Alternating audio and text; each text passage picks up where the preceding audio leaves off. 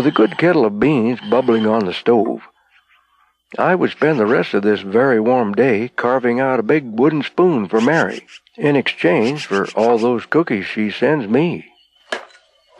I dug out a good-looking stump and went to work. The camp robbers kept me company.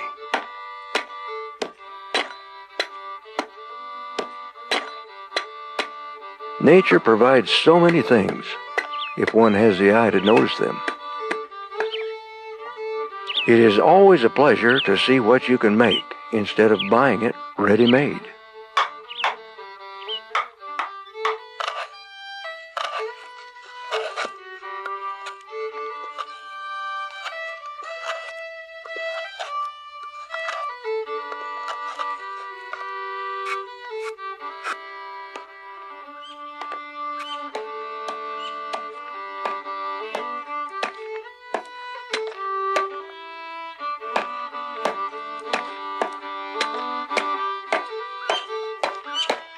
Here at Twin Lakes, I have learned patience.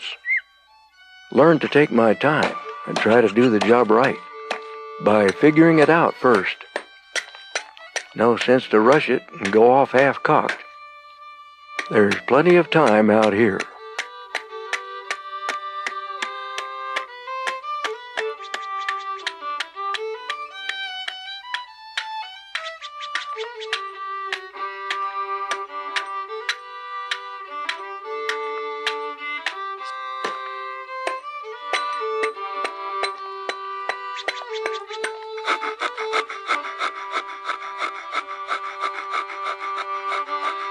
Two hours later, I had a spoon, a good one for dipping batter.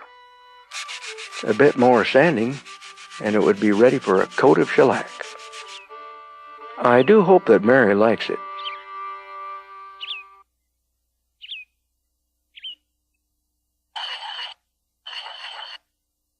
Learn to use an axe and respect it, and you can't help but love it.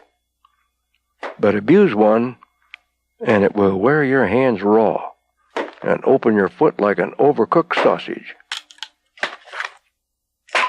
I enjoy working for my heat. It seems to make my food taste better. It's the end of October now, and the good weather is still holding. But all signs tell me that winter is not far away.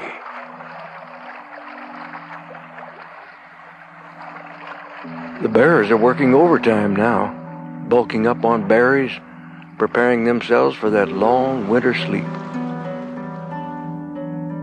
In just a few short weeks, this bear will disappear into the mountain, and I will not see him again for 6 months. I will miss his company. The fall season at Twin Lakes is the pretty one, but always too short. The blueberry leaves fall at the touch now. I could not help but waste some film on these two fine-looking caribou bulls before heading back to the cabin. I am happy to see that they have survived another hunting season.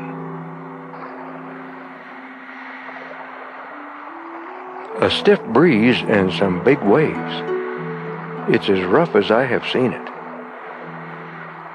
I think a change is coming.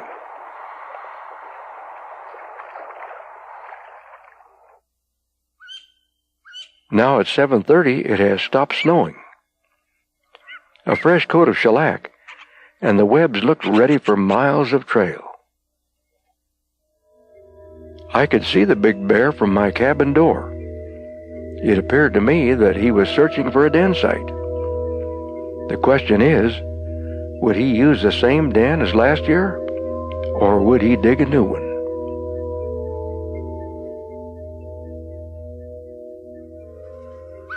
Dead calm and 6 degrees.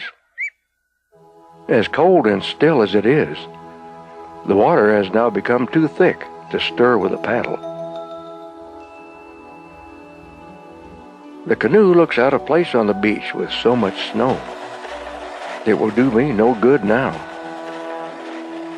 So I towed it up to the point and wrestled it into Spike's cabin. A tight squeeze, but at least it was covered. An ideal day to work at my wood supply. Making wood is never a waste of time in cold weather. The dead tree was a good one, not completely dry, which is better for holding fire.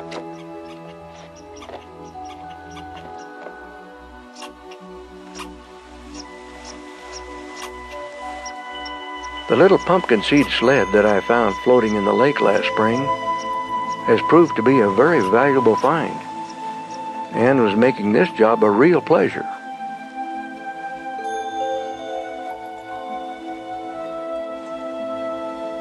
Six good sled loads when I got it all to the woodshed. And it began to snow again. There's nothing like watching a real wilderness storm from the window of a snug little cabin. With all this snow, I can't help but wonder about the sheep on the mountain.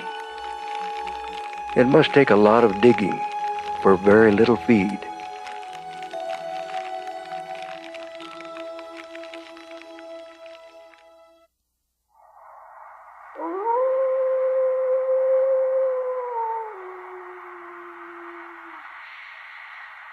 To order a copy of this program, please call this toll-free number or visit our website at www.aloneinthewilderness.com.